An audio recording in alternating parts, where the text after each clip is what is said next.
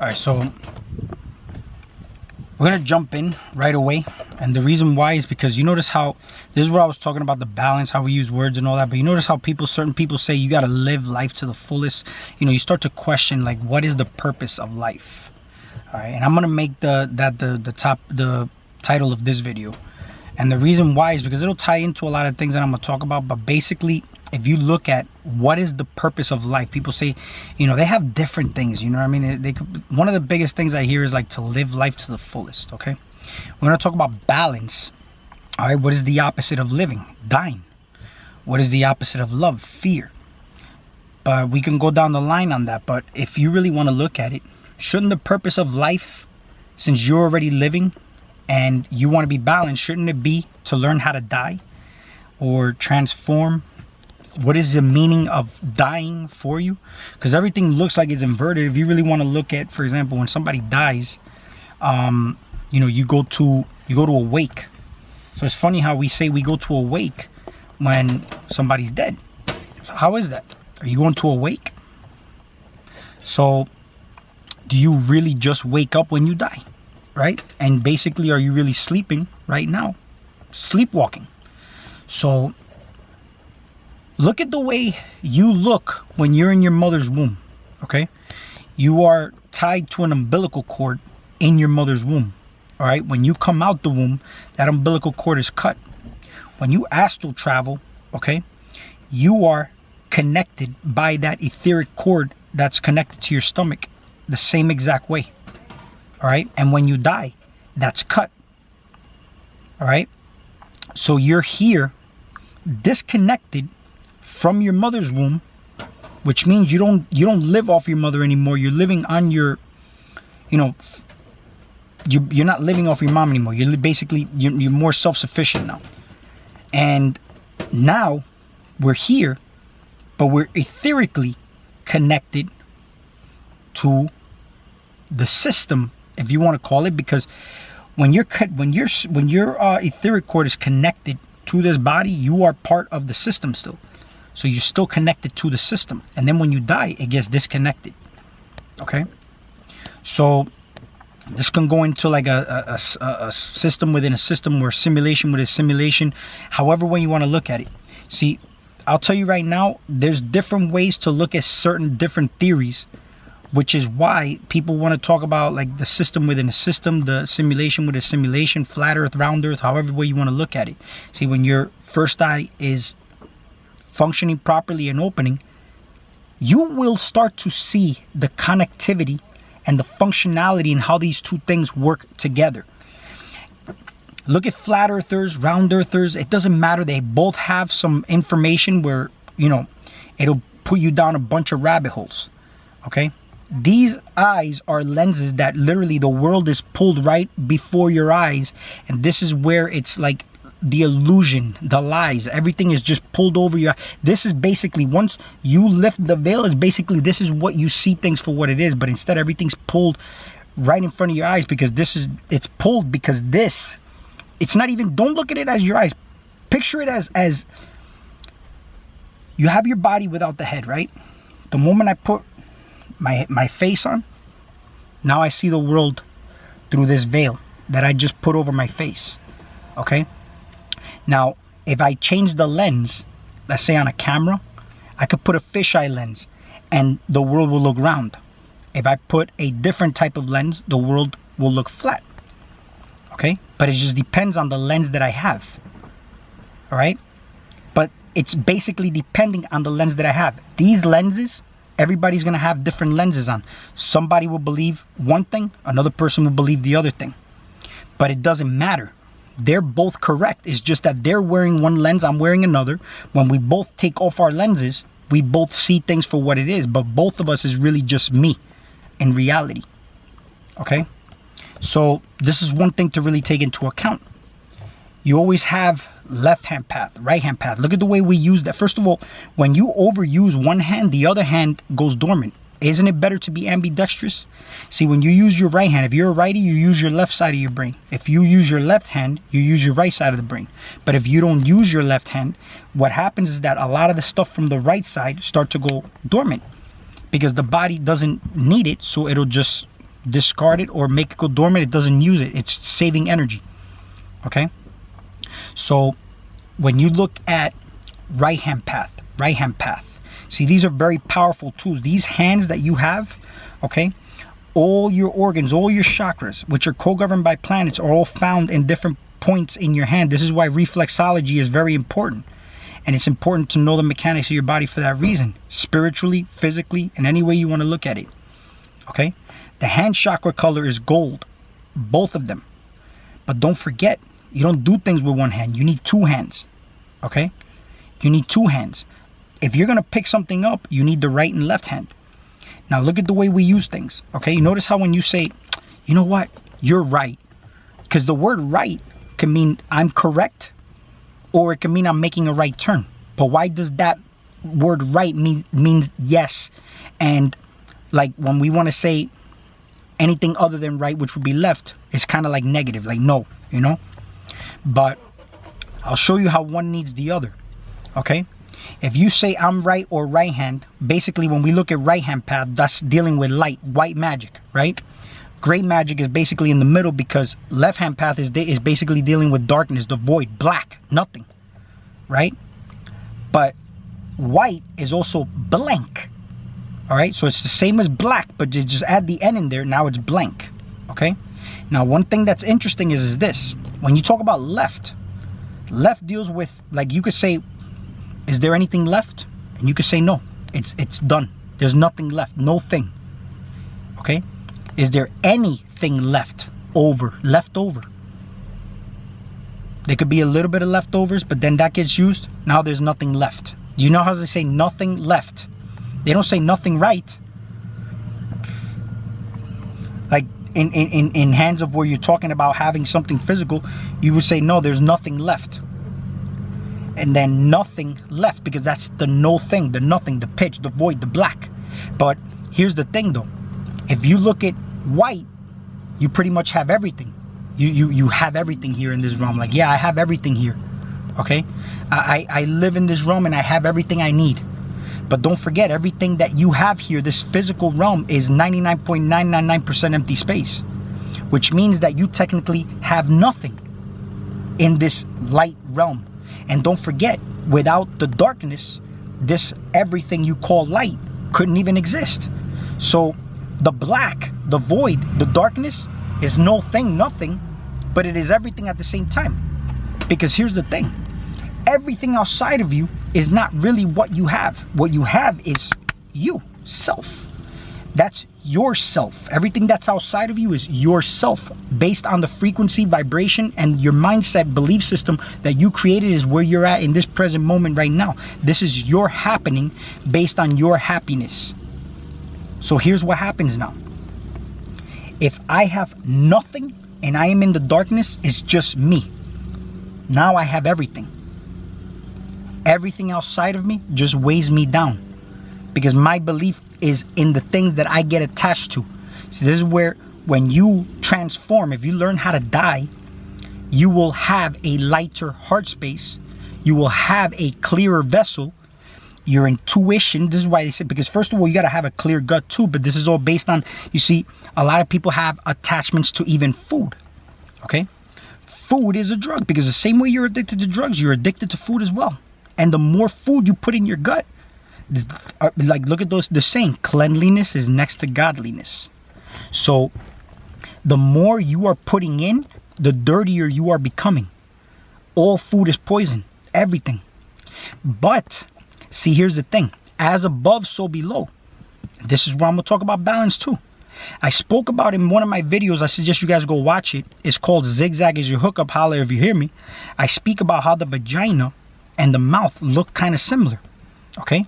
If you look at your mouth, that little punchy ball that you have back there, it looks like a clit. And then if you go a little bit further back to the top of the throat, behind that, you feel the same way. When you finger a girl, it's the same feeling that you'll feel in the back of your throat. Notice how when a girl gets turned on, she gets wet. When you're hungry, you salivate. Okay? So everything that you receive through your ears, information. When you touch something, it sends signals through your fingers Connect it to your brain to see if something's hot, cold, spiky, soft. Information. What you smell. Does it smell bad or good? Information. When you're looking at something, you're not looking out, you're receiving the light. So it's basically information. But why is it that what we receive through our mouth is not information? See, this is what is supposed to be a main source of information. Why do you think the shamans, they ask them, how do you know how to prepare the ayahuasca? The plants told us, but they grazed on different type of plants. And then they were able to create a mix. When they went into an altered state, they were able to know how to mix certain things. All right? Did you know that when you have sex, you are exchanging information? You are downloading that other person's DNA. That other person's essence is being downloaded into you. This is why when you see couples, sometimes you'll see couples, they start to think alike, they start to do things together, right? This is how they become physically attached. But why is it important to be authentic? See now why the importance to be authentic is. Eventually, you're out of tune, out of harmony with that person, and you will be disconnected. And this is where you'll start to create stress and havoc for yourself, but you're always going to carry that person's essence within you. You mixed the chemistry together. Okay? These chemicals could be parasites. Okay? Because let's say you eat clean, you have a certain lifestyle. That person may have a certain different type of lifestyle, but you really wanted to have sex with that person. You just took in all the chemistry from that person into your vessel, which is your temple. This is why you need to look at your temple, and you have to honor and worship your temple for that reason, and keep it clean. Who comes into your energetic space? Do you notice how you could even just be around? You see, this is literally the ultimate form of having a download. You can have a download with somebody just basically, like I said, telepathically. But notice how when you're around certain people, you're like, nah, man, you know, that person's have like a bad energy to them. I don't want to be around them. You kind of feel that.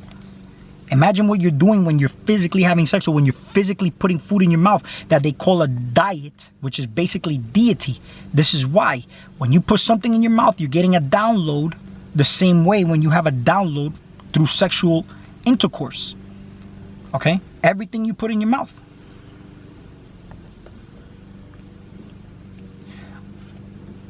Be clear, be clean, be balanced. Notice how somebody says you have a good head on your shoulders. Why? You see cartoons, you have a little devil talking and a little angel talking. They're pulling you, right? And it's like you don't know what, you know, when you have a good head on your shoulders, ain't nobody you're having those energies work for you. But based on your frequency and vibration tends to where you're leaning toward. But you want to be balanced, the gray energy. Okay? Look at X-Men. All right? Who was the most powerful X-Men? Jean Grey. Why? First of all, when you meditate, doesn't the gray matter in your brain expand?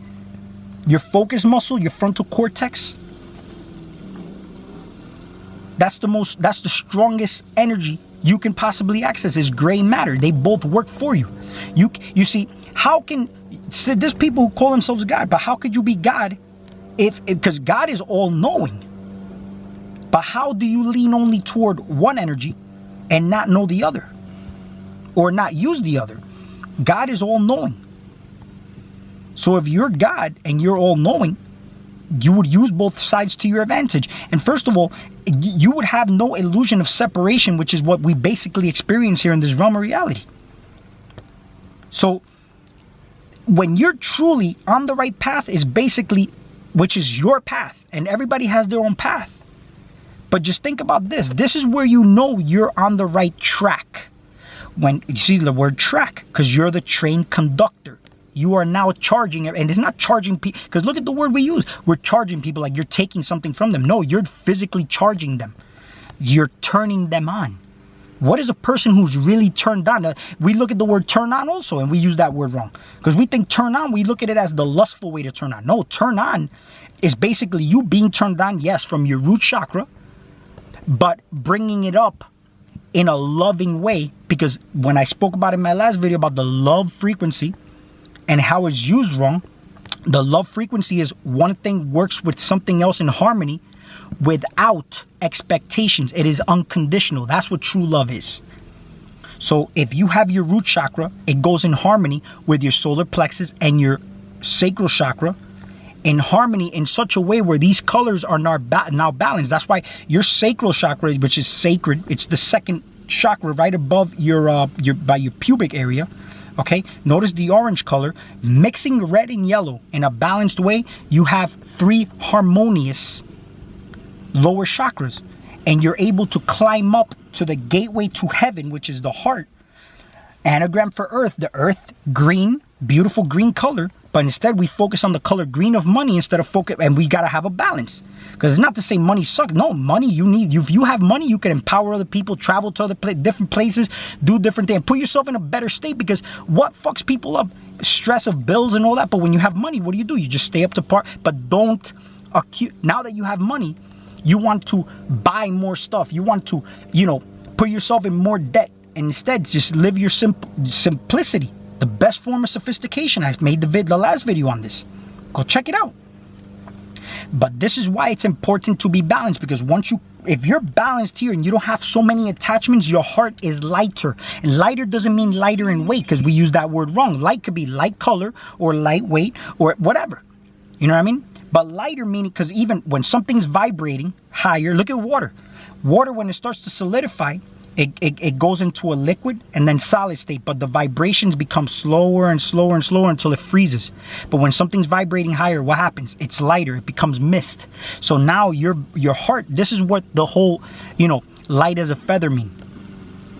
It's not heavy because it's not solid. It's actually in a light form. It's less dense, more vibrational, like water being mist, right? And you're able to come up. And now if you look at this, you got blue chakra, okay? And then your solar plexus chakra. The solar plexus is powerful. See, the sacral and solar plexus is powerful. The solar plexus, because now you're using that yellow and blue, and now you have a balanced green chakra. The atom's apple. The word of God. Or let's say, everything is, created through the word, whatever it may be, but you have this balanced. Because if not, you're going to be a sweet talker where you're manipulating people in the wrong way to self-serve yourself, or you can actually activate other people with the words you use, the knowledge and information you're putting out from your heart space. And this is how the energy flows through you, because now the flow, I'm in flow right now. I'm speaking through the heart space. I'm doing this video to empower other people, and I am in turn empowering myself. How do I empower myself? I don't expect anything back, but I do get comments that, dude, I just made this video and I just realized this through this comment. That's how this shit works. And now you're climbing up. You're in your most empowered state. See, here's the thing though. A lot of people want to look at this wrong too. Just because you're in the upper chakras, you want to call them the upper chakras. I told you to look at your body like this, not like this. But when you're in the upper chakras, see, you have the 72 goetic demons that reside in your pineal gland. So why are they in your pineal gland and not in your root chakra if they belong in hell, right? So now you have your crown chakra. This is where the energy flows. But look at the colors that we're using in these upper chakras. These are cooler colors. What did I say about cooler? Cooler is, if you want to look at it as temperature or temperament, they're lower vibrational. So why do I say that up and down, left and right, they all work in harmony with each other? I'm going to tell you why. See, when you have a temperature, your body temperature comes up. Your body temperature comes up. Technically, it's more vibrational. But notice how the heat escapes through the top of your head, and your cooler colors are up here. Okay? So is it necessarily people say I'm ascending or whatnot? The ascending is basically how you vibrate, the energy that you have and you give out. So look at it like this. You are technically looking at everything upside down, but your brain makes it right side up for you. So what is up? What is up? What is down?